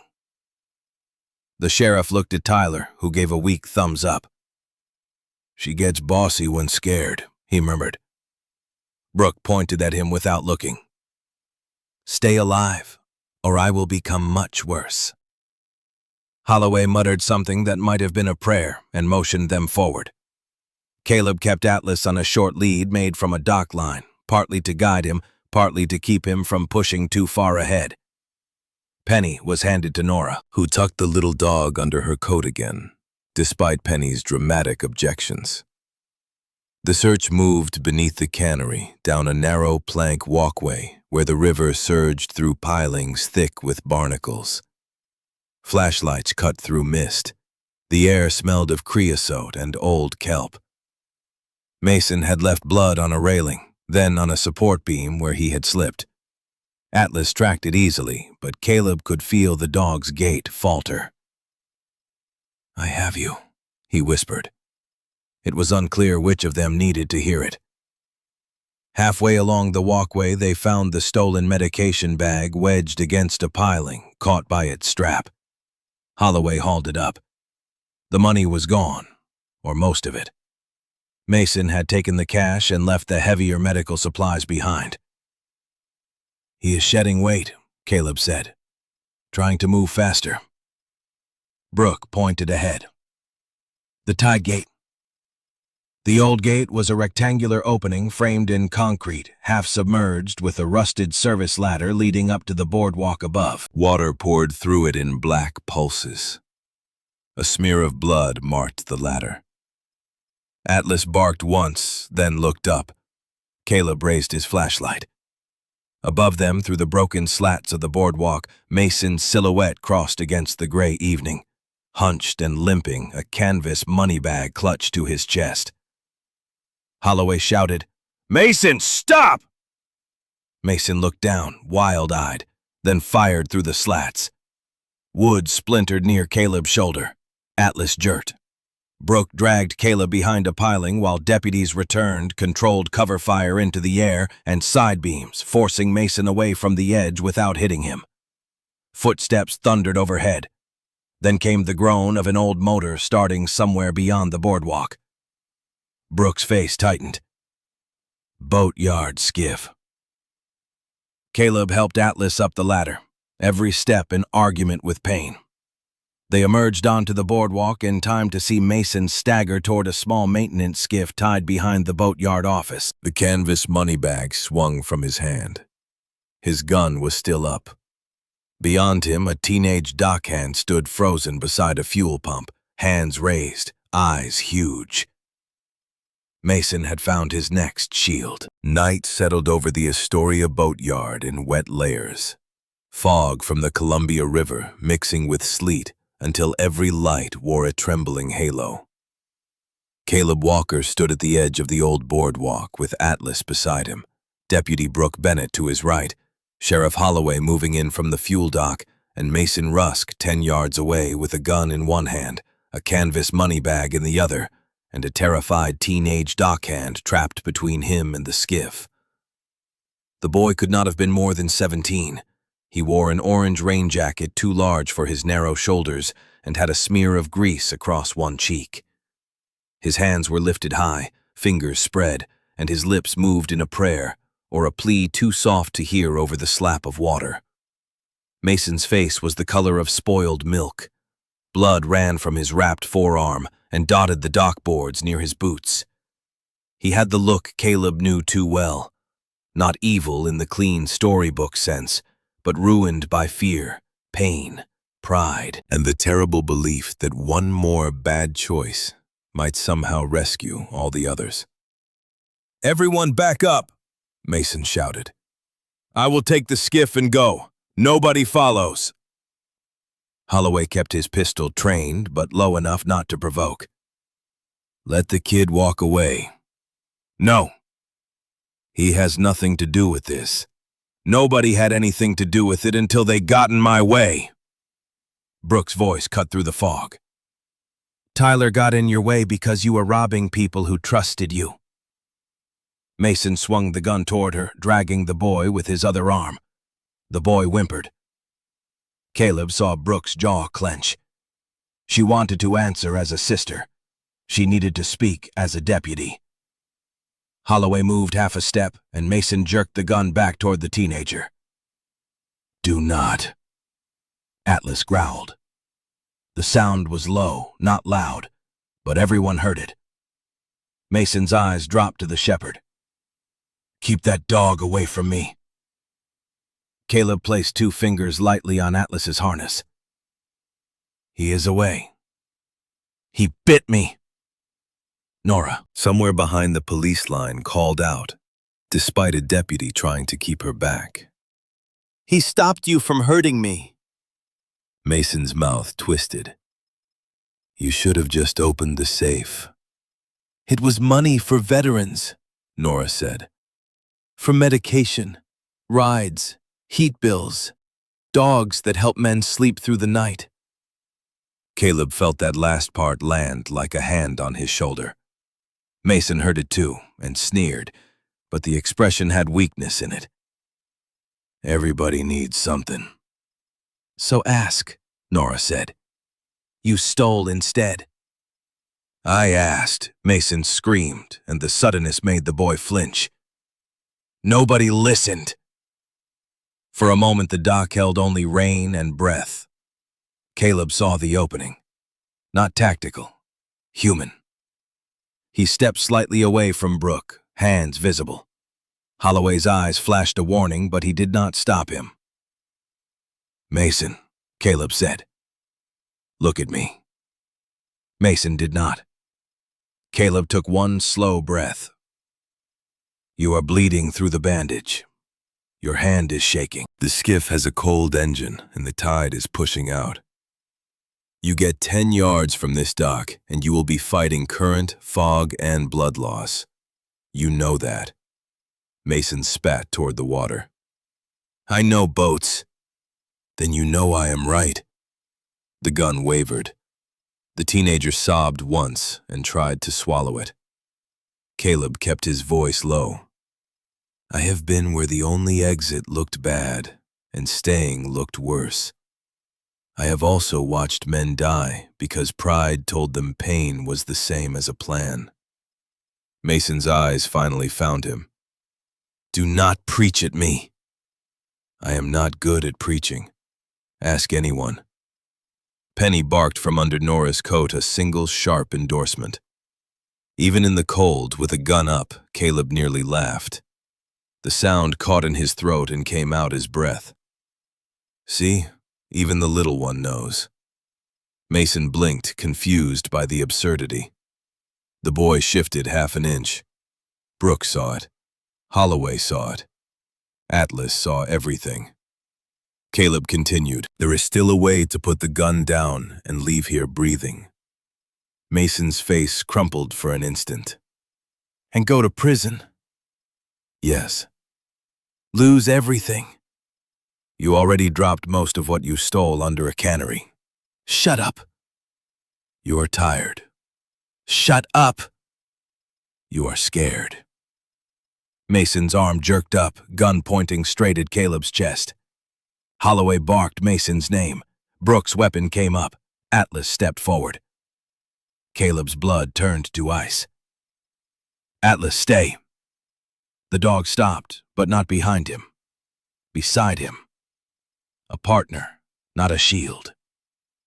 Mason's eyes fixed on the shepherd with a hatred born from being found. That dog ruined everything. No, Caleb said. He showed everyone what was already ruined. Mason's finger tightened. The teenager took the half-inch Brooke had given him and dropped flat. Mason swung the gun down toward the boy, but Atlas lunged, not at Mason's arm, not at his throat, only at the canvas money bag swinging from his wrist. The shepherd caught the strap and yanked. Mason stumbled sideways, losing balance on the wet boards. The gun fired into the river. Brooke moved fast and clean, kicking the weapon away as Holloway tackled Mason from the other side. The teenager scrambled behind a fuel drum, crying openly now. Caleb grabbed Atlas by the harness before momentum carried the injured dog into the water. For 2 seconds, chaos ruled the dock, boots sliding, Mason cursing, deputies shouting. Then Mason was face down on the boards, wrists cuffed behind him, his wounded arm being secured by a medic who looked deeply unimpressed with his complaints. The money bag lay open near Atlas's paws, bills spilling out and sticking to the wet wood like green leaves after a storm. Penny escaped Nora's coat, raced onto the dock and planted both front paws on the bag as if claiming legal custody.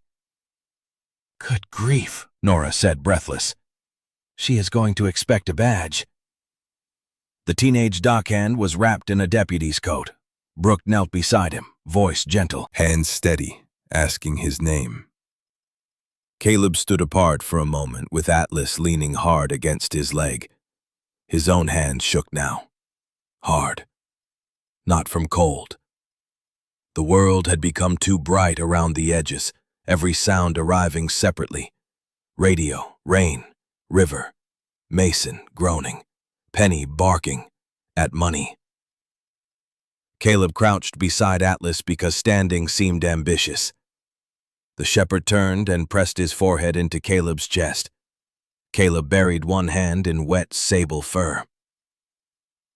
"You stupid brave dog," he whispered. Atlas sighed as if accepting the review. Holloway approached slowly. "Walker?" Caleb looked up. "Is Tyler alive?" "On his way to the hospital. Talking too much, according to the medic." Brooke, hearing that, let out a shaky laugh from beside the dockhand. Holloway glanced at Mason being loaded onto a stretcher under guard. "You helped prevent a bloodbath." Caleb shook his head. "The dog did." "Dogs do not talk armed men down." "He did the important part." Holloway did not argue. He looked at Atlas. "Then both of you did." The sheriff turned away to coordinate evidence recovery, and Caleb remained crouched in sleet with the dog breathing against him. Relief should have come cleanly. It did not. It came tangled with knocks, with the gunshot, with the moment Atlas stepped forward. Caleb closed his eyes. He had survived another day beside a shepherd. That fact felt impossible and holy. Then Atlas stiffened under his hand. Caleb opened his eyes. Mason, half loaded into the ambulance, had turned his head toward the river and smiled through split lips. "You still do not have the drive," he called. "The real one is gone with the tide." Brooke stood slowly. Holloway froze. Caleb looked down at Atlas. The shepherd's ears lifted toward the water, and Penny began barking at a sealed bait cooler drifting beneath the dock lights. The fog thickened over the boatyard, until the river seemed to erase the world, one dock lamp at a time. Caleb Walker followed Atlas's stare toward the water, where a sealed white bait cooler bobbed between two pilings, nudged by the outgoing tide and lit in flashes by the patrol lights. Mason Rusk, strapped to the ambulance stretcher under guard, kept smiling, as if that small drifting box might undo the handcuffs, the witnesses, the recovered money, and the blood trail Atlas had pulled into daylight. "You are too late," Mason called. His voice was hoarse, but pride made it sharp. "Current will take it under the pier." Holloway swore and shouted for a boat hook. Brooke Bennett ran to the dock edge, dropping to her knees beside a coil of rope. The cooler bumped once against a piling, spun, and began sliding toward the darker water beneath the fuel dock. Atlas surged forward. Caleb held him back. "No, absolutely not." The shepherd barked, a harsh command that said humans were wasting time. Penny shot past Caleb like a damp brown and white spark. "Penny!" Nora cried. The little dog did not leap into the water. She darted to the lower float, grabbed the loose end of a thin crab line trailing from a cleat, and pulled backward with all 12 indignant pounds of herself. The line tightened around something under the float. The cooler slowed. Brooke saw it instantly. "The line is snagged on the handle." She slid down to the float on her stomach, stretching for the rope. Caleb grabbed the back of her duty belt before the slick boards could send her into the river. "I have you." "Do not let go." Was not planning to. She reached farther, fingers brushing the crab line. Atlas lay down beside Caleb, front legs braced, and clamped his teeth gently but firmly around the back of Caleb's coat, adding his weight to the human chain. Penny kept pulling, growling like a tiny engine. The scene was absurd, dangerous, and so perfectly alive that Caleb felt something in his chest crack open. Brooke caught the line. Holloway arrived with a boat hook and snagged the cooler handle just as it slipped from the current's brief grip. Together they hauled it onto the dock. Penny released her end and sneezed triumphantly on a deputy's boot. "Someone get that dog a commendation," Holloway muttered. "And maybe a towel." Mason's smile vanished. The cooler was sealed with duct tape and a small padlock. Inside, after the evidence tech cut it open, lay a waterproof document pouch, 2 clinic key cards, a roll of cash, and a second flash drive wrapped in plastic. There was also a handwritten ledger with dates, fuel amounts, and names, proof that Mason had been stealing from port accounts for months and framing Tyler for the discrepancies. Brooke stared at the ledger. Her face did not change at first. Then she sat down hard on a coil of rope, covered her mouth, and bent forward as if the truth had weight. Holloway crouched beside her. "This clears him." She nodded, unable to speak. Caleb looked away to give her privacy. Nora did not. Nora knelt and wrapped an arm around Brooke's shoulders with the authority of a woman who had comforted veterans' widows, stubborn men, frightened children, and dogs who barked at thunder. Brooke leaned into her and finally cried. Mason began shouting from the ambulance, calling the ledger fake, calling everyone fools, calling Tyler a thief. Nobody moved toward him. That might have been the worst punishment in that moment, being ignored by the story he had tried to control. The ambulance doors closed. His voice disappeared behind metal and rain. The dock settled. Not peaceful. Not yet. But the danger had changed shape. It had become paperwork, statements, hospital rooms, evidence bags, and the long, hard work of repair. Caleb felt exhaustion move through him like cold water. Atlas leaned heavier. Too heavy. Caleb looked down and saw the shepherd's injured paw trembling badly, blood seeping again through the bandage. "Medic!" Caleb called. His own voice startled him with its urgency. Nora turned at once. "Atlas!" The dog tried to stand proudly and failed. Caleb went to his knees beside him, both hands under the shepherd's chest. No, you do not get to act fine now." Atlas panted, amber eyes still alert, still checking every person, every shadow. Brooke wiped her face and joined them. "Harbor Hearts has a vet on call," she said, already reaching for her phone. "Dr. Mills. He will come." Holloway ordered a deputy to clear the fastest route. Penny climbed onto Atlas's side and sat there, shivering, refusing to be removed until Nora scooped her up and tucked her into a blanket. "Bossy little thing," Nora murmured. Penny licked her chin. Within minutes, the boatyard office became an improvised clinic waiting room. Atlas lay on a wool blanket near a humming space heater while Caleb sat beside him, one hand resting on the dog's neck. Rain ran down the windows. Outside, deputies moved under lights, measuring, photographing, lifting the recovered cooler into an evidence vehicle. Brooke stood near the office phone, updating the hospital, her voice breaking only once when she said, "Tell Tyler he is cleared. Tell him I said cleared, not just lucky." Nora made coffee nobody wanted and handed it out anyway. The teenage dockhand, whose name was Evan, sat wrapped in 2 coats and told Holloway 3 times that the big dog had saved his life. Holloway wrote it down 3 times with patience. Caleb watched all of it from the floor. The room smelled of wet wool, burnt coffee, dog fur, and disinfectant from a first aid kit. It should have been unpleasant. It felt like shelter. Dr. Mills arrived in a knit cap and rubber boots, Carrying a medical bag and wearing the expression of a man who had been pulled from dinner but forgave the world because dogs were involved. He examined Atlas with calm hands. Deep pad cut, blood loss, exposure, exhaustion. No bullet wound.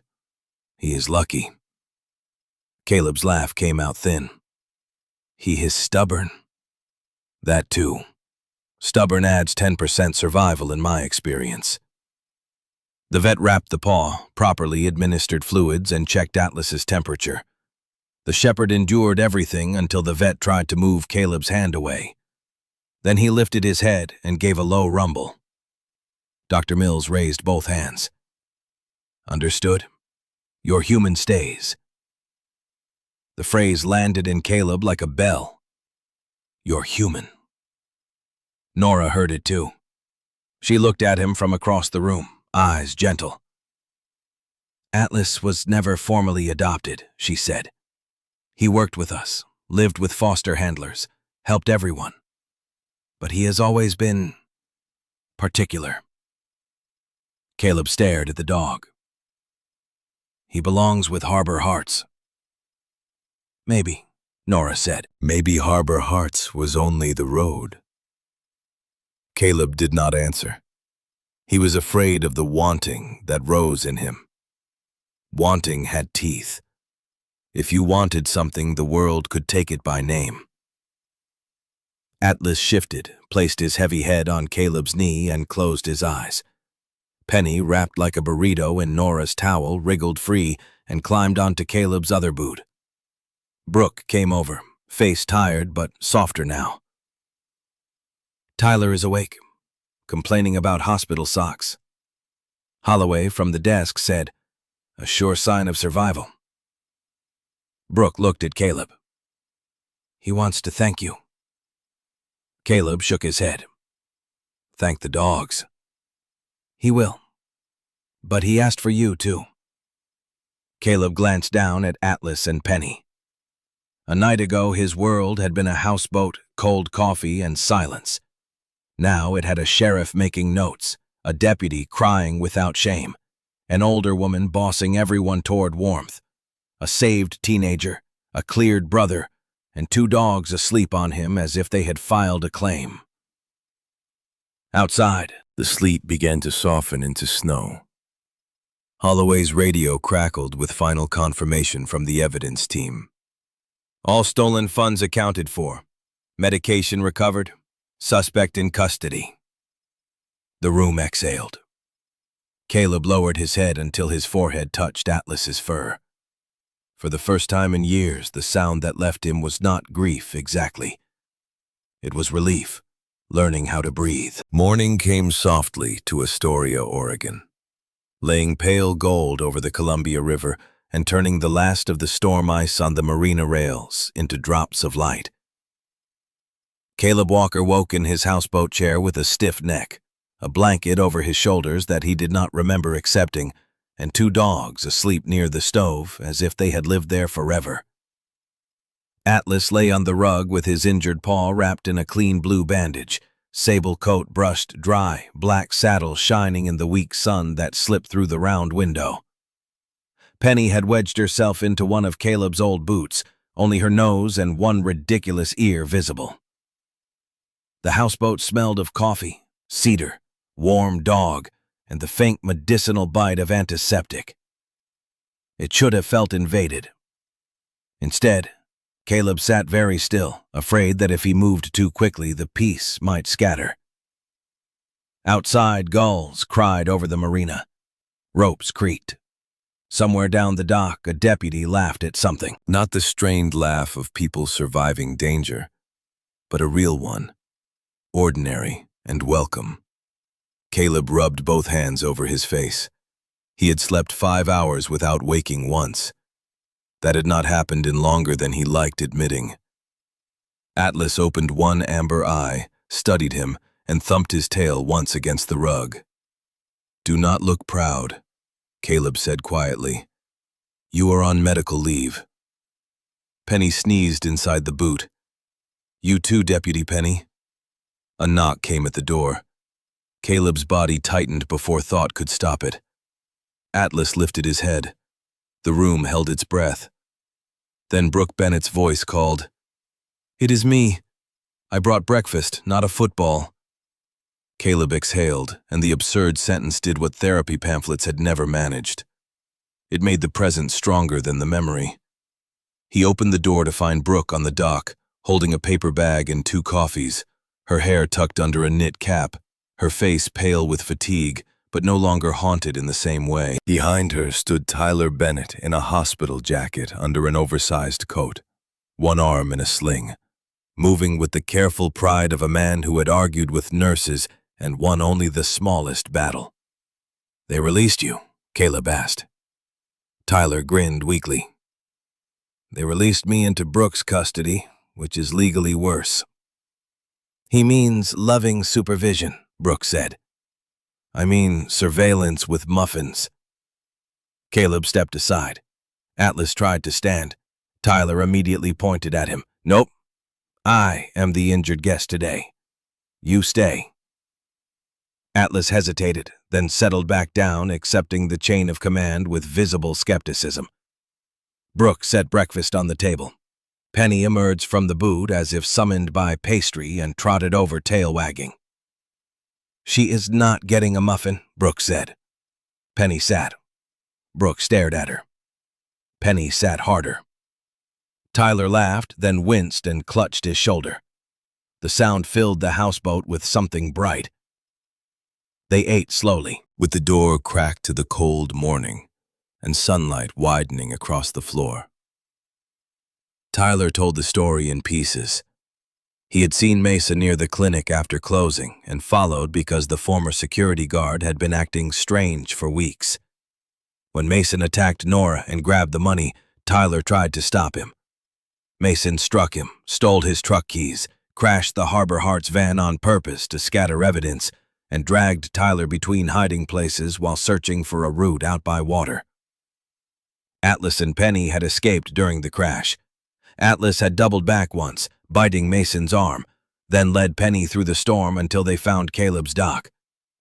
Tyler had managed to crawl loose near midnight and reach the houseboat, but Mason caught him under the dock before Caleb could open the door. "I knocked," Tyler said, looking down at his coffee. "I heard you ask who was there. I tried to answer."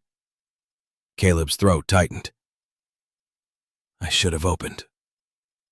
Tyler shook his head. "If you had." "Mason had a gun behind me.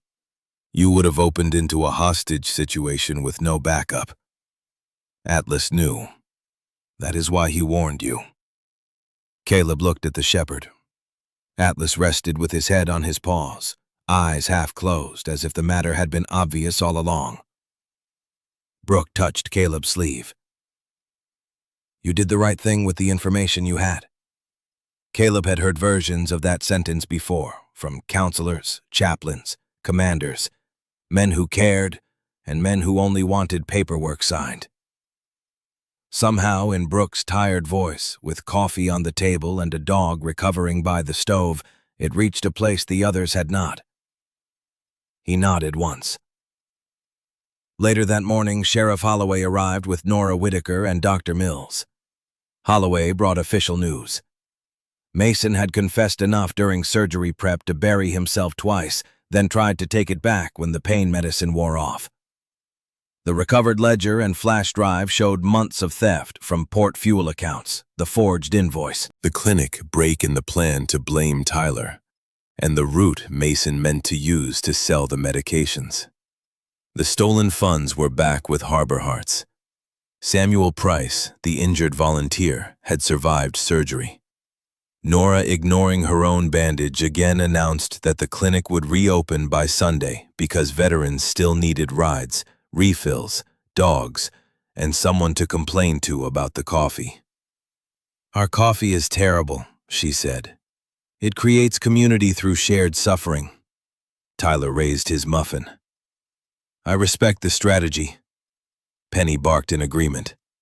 Holloway handed Caleb a folded letter from the county office, a formal commendation for assistance during an active investigation.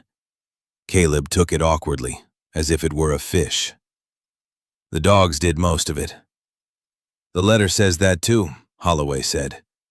"Penny's version has paw print space." Nora smiled. "Harbor Hearts would also like to ask something less formal." Caleb already knew. He looked at Atlas. The shepherd looked back, calm and steady. Nora continued. "Atlas can return to the program if that is best, but he has made his preference clear enough that even our board cannot miss it." Penny jumped onto Caleb's boot. Nora glanced down. "And she has apparently chosen your footwear." Caleb swallowed. The old fear rose at once. Love had a door, and behind it stood loss, patient as winter. He could say no. He could return to silence, clean floors, cold coffee, a life small enough to survive. Atlas lifted his head and gave one tired thump of his tail. Caleb thought of the dog standing between him and a gun. He thought of Penny pulling a crab line with the fury of a tiny saint. He thought of Brooke and Tyler laughing in a hospital smell, of Nora kneeling in wet gravel of Holloway, writing down a teenager's testimony 3 times because gratitude deserved accuracy. The world could take what a person loved. That had always been true. It was not the whole truth. Caleb crouched beside Atlas and laid a hand on his broad head. "If you want to stay," he said, voice rough, "you stay." Atlas leaned into his palm. Penny barked once, then climbed into the empty boot again as if the matter were settled legally. Nora wiped her eyes. Holloway looked out the window with sudden interest in the weather. Brooke smiled. Tyler said, "Congratulations. You have been adopted by committee." Weeks later, Harbor Hearts reopened with a new security system, better lights, and a donation jar labeled Penny's Bail Fund after she stole 3 biscuits during the ribbon cutting. Tyler returned to work part-time and fixed Caleb's stubborn boat heater for free, though he complained loudly enough to be considered fully recovered. Brooke came by the marina on Sundays, sometimes with paperwork, sometimes with soup, sometimes with no excuse at all. Nora convinced Caleb to volunteer with veterans who were not ready for crowded rooms, but could manage a dock, a cup of bad coffee, and a quiet dog at their feet. Caleb did not become magically healed. Some nights still woke him. Some sounds still pulled the past too close. But when that happened, Atlas pressed his steady weight against the bed, Penny grumbled from inside a boot, and Caleb remembered to name the room he was in. Oregon. River. Home. On the first clear morning after the new year, he walked the marina with Atlas at his side and Penny trotting ahead like a very small harbor master. Sunlight broke over the water, touching every boat, every scarred piling, every ordinary thing made holy by survival. Caleb stopped at the end of the dock and looked toward the place where two freezing dogs had appeared from the storm. He had thought he was opening the door to save them. In truth, they had been carrying a rescue for him, too. Sometimes grace arrives soaked, shivering, and inconvenient. It may scratch at the door on the coldest night, or come through a person who needs help when we feel we have nothing left to give. Caleb thought kindness was a small act, just a blanket, a bowl of warm broth, and a locked door watched with care. Yet God used that small act to uncover truth, save lives, heal a family, and open a lonely heart again. We do not always know why someone is placed on our path. We only know the next loving thing we can do. If this story touched your heart, comment Amen and share it with someone who needs hope today. May your home be protected, your burdens made lighter, and your faith renewed in quiet ways. Subscribe for more stories of courage, loyalty, and the unexpected mercy that can still find us in the storm.